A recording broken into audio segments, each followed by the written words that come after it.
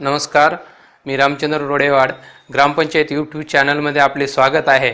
आजच्या व्हिडिओमध्ये आपणाला मी ग्रामपंचायतचे आलेखे वर्गीकरण ह्या बाबतीमध्ये माहिती देणार आहे, जे की आजच्या धकाधकीच्या जीवनामध्ये ग्रामपंचायतचे अभिलेखे व इतर जिल्हा परिषद पंचायत समितीचे अभिलेखे हे सुव्यवस्थित आणि योग्य रीतीने राहण्याच्या दृष्टिकोनातून हा 6 बंडल कार्यक्रम या व्हिडिओमध्ये मी दाखवणार आहे।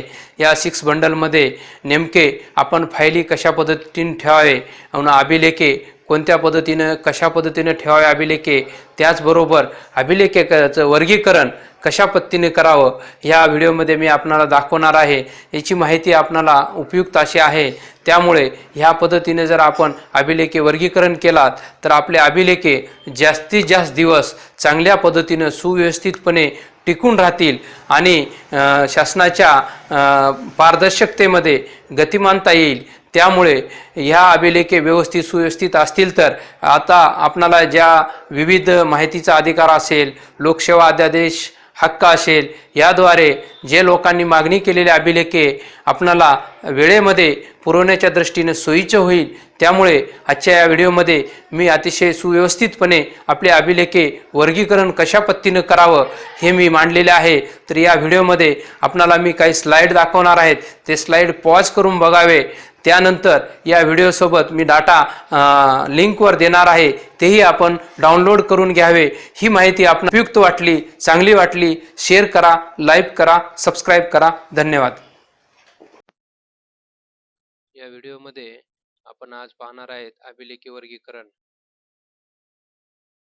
यामध्ये नास्ती फाईल पद्धत, या नास्ती फाईल पद्धतीमध्ये 2 विभाग पडलेले असतात। यामध्ये टिप्पणी विभाग मध्ये पृष्ठांकन, त्यानंतर पत्रव्यवहार विभाग अशी नास्तीची रचना आहे। त्रिअक्षरी फाईल क्रमांक पद्धत, ह्यामध्ये 3 अक्षरी फाईल क्रमांक पद्धत द्यायची आहे। जी प्रत्येक फाईल आहे त्याला 001 अशापासून सुरुवात करून त्या पद्धतीने 3 अक्षरी येतील अशा पद्धतीने नंबर द्यायचे आहेत। 6 संच पद्धतीचे उद्दिष्टे: दप्तर अद्ययावत व्यवस्थित ठेवण्यासाठी, प्राप्त संदर्भावर वेळीच कार्यवाही होण्यासाठी, प्रशासन गतिमान व कार्यक्षम होण्यासाठी, कामात सुसूत्रता येण्यासाठी। 6 संच पद्धतीचे प्रकार: कार्यविवरण पत्र, प्रतीक्षाधीन प्रकरणे, नियतकालिके, स्थायी आदेश संचिका, अभिलेखे कक्षात पाठवण्याची संचिका, नाश करावयाच्या संचिका। कार्यविवरण पत्र, प्रतीक्षाधीन प्रकरणे, नियतकालिके, यामध्ये 2 प्रकार आहेत, अ आणि ब। स्थायी आदेश संचिका, अभिलेखे कक्षात पाठवायची संचिका, डी पेपर्स। अभिलेखे वर्गीकरण करण्याचे उद्दिष्टे: कागदपत्राचे जतन व संरक्षण करण्यासाठी, भविष्यात कागदपत्रे ताबडतोब उपलब्ध व्हावीत, अनावश्यक कागदपत्राची अडचण कमी व्हावी, माहिती अधिकाराखाली मागितलेली माहिती वेळेत देणे शक्य व्हावे। शासकीय कार्यालयामध्ये सर्वात जास्त महत्त्व आहे अभिलेख्यास कागद बोलतात, त्यामुळे हे जपून ठेवणे व्यवस्थित आहे। अभिलेखे वर्गीकरणाच्या कार्यपद्धती: कालनिहाय अभिलेखे संरक्षित करणे। यामध्ये लाल, प हिरवा, क पिवळा, क1 पांढरा, पांढरा।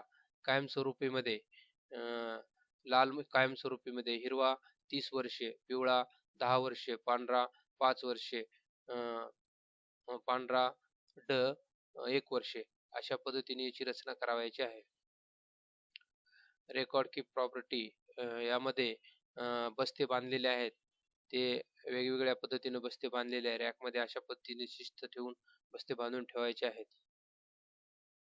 अभिलेखे कक्षाची निर्मिती, यामध्ये अभिलेखे ठेवण्यासाठी शक्यतो स्वातंत्र्य हॉल, खुली असावी, व्यवस्थित अशी जागा असावी। द पेपर्स नाश पद्धत, यामध्ये जे पेपर्स नाश करावायचे आहेत त्याची यामध्ये माहिती दिलेली आहे।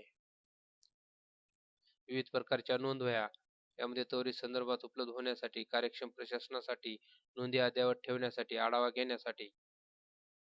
मध्यवर्ती आवक नोंदवही, यामध्ये प्राप्त संदर्भाचा तपशील तात्काळ उपलब्ध होण्यासाठी, फॅक्स, ईमेल, फोन निरोप इत्यादी नोंदवही, संदर्भावर वेळीच निर्णय घेऊन कार्यवाही करण्यासाठी, विभाग प्रमुख, शाखा प्रमुख, पत्राचे वाटप नोंदवही, पत्र प्रकारानुसार त्यांच्या नोंदवह्या होण्यासाठी।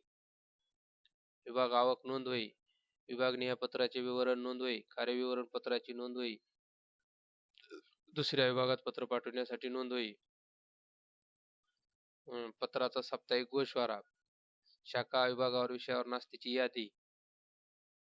धन्यवाद. जर तुम्हाला या व्हिडिओमधील माहिती उपयुक्त वाटत असेल, शेअर आणि सबस्क्राईब करा.